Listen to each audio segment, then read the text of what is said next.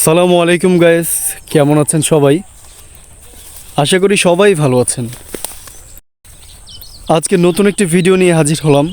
আর আজকের ভিডিওটা খুবই ইন্টারেস্টিং, বিকজ আজকের ভিডিওতে আমরা দেখাবো সরিষা ক্ষেত থেকে কিভাবে মধু আহরণ করা হয়। বর্তমানে গ্রাম বাংলার মাঠের পর মাঠ জুড়ে দেখা মিলছে হলুদের সমারোহ। দৃষ্টি যতই দূরে যাক তত দূরেই হলুদের রঙে সৌন্দর্য পিপাসুদের থমকে দিয়েছে। সরিষা ফুলের সঙ্গে ছবি তোলা যেন চাই। যত দূর চোখে যায় শুধু হলুদ আর হলুদের রঙে ছড়াছড়ি।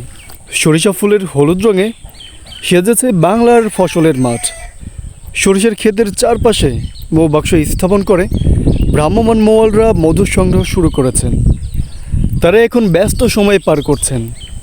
গতবারের চেয়ে এবারের সরিষার ফলন অনেক বেশি হয়েছে এবং এ নিয়ে কৃষকরা অনেক বেশি আশাবাদী। সরিষার চাষিদের মুখে হাসি ফুটেছে। বাংলাদেশে শীতের সময় মধুর প্রচলন ও ব্যবহার বহুগুণ বেড়ে যায়, আর মধুর চাহিদা অনেকাংশে পূরণ করে থাকে সরিষা ফুল থেকে সংগৃহীত মধু। দেশের চাহিদা মিটিয়ে সরবরাহ হচ্ছে এখন বিদেশেও। এখন সরিষার মৌসুম, মাঠের পর মাঠে যেন সরিষা ফুলের হলুদ চাদরে বিছানো।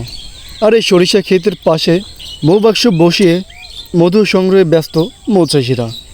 কয়েক বছর ধরে সরিষা মৌসুমে মধুর উৎপাদন ভালো হওয়ায় লাভবান হচ্ছেন কৃষকরা। ফলে সরিষা মধু উৎপাদনে আগ্রহ বাড়ছে চাষিদের। মধু এখন বিদেশেও রপ্তানি হচ্ছে। সরিষা ক্ষেতের পাশে মৌবাক্স স্থাপন করে কৃত্রিম পদ্ধতিতে ভ্রাম্যমাণ মধু সংগ্রহ করা যায়। কৃষি সম্প্রসারণ অধিদপ্তরের সূত্রে জানা যায়, প্রতি বছর প্রায় ২৭,০০০ হেক্টর জমিতে সরিষার আবাদ করা হয়। দেশের বিভিন্ন গ্রামের ফসলের মাঠে সরিষা ফুল থেকে কৃত্রিম পদ্ধতিতে মধু সংগ্রহ করছে মৌচাষিরা। কিন্তু কৃষকদের মাঝে অনেক ভ্রান্ত ধারণা রয়েছে।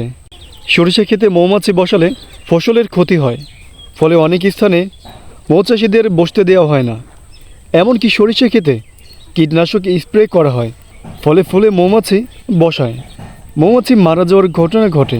সুতরাং সরিষা ক্ষেতে মৌমাছি বিচরণ হলে ফসলের জন্য আরও উপকার হয়। সরিষা ক্ষেতে মৌমাছি থাকলে তা স্বাভাবিকের চেয়ে ৩০ থেকে ৩৫% ফলন বেড়ে যায়। যে সরিষা ক্ষেতে মৌমাছি নেই সেখানে সরিষার ফলন কম হয়। একদিকে সরিষা থেকে যে মধু পাওয়া যাবে তা বিক্রি করে অর্থনৈতিকভাবে লাভবান হওয়া যাবে। অন্যদিকে সরিষা ক্ষেতে মৌমাছি থাকায় সরিষার ফলন আরও বেশি হবে। আর এখন বলবো সরিষা ক্ষেত থেকে মৌমাছি কীভাবে মধু সংগ্রহ করে। একটি রানী মৌমাছির বিপরীতে প্রায় ৩,০০০-এর মতো পুরুষ মৌমাছি থাকে এক একটি বাক্সে। মৌমাছিতে টুইটাম্পার বাক্সগুলো সরিষা ক্ষেতের লাগানো স্থানে সারিবদ্ধভাবে রেখে দেওয়া হয়। এরপর সেই সব বাক্স থেকে সরিষা ক্ষেতের ফুলে ফুলে ভব শব্দ তুলে ঢু মারতে থাকে প্রশিক্ষিত মৌমাছিরা। এভাবে ফুল থেকে মধু সংগ্রহ করে চলে আসে বাক্সে। তো মূলত এইভাবেই সরিষা ক্ষেত থেকে মৌয়ালরা মৌমাছির মাধ্যমে মধু সংগ্রহ করে থাকে। তো আজকের ভিডিওটি এই পর্যন্তই।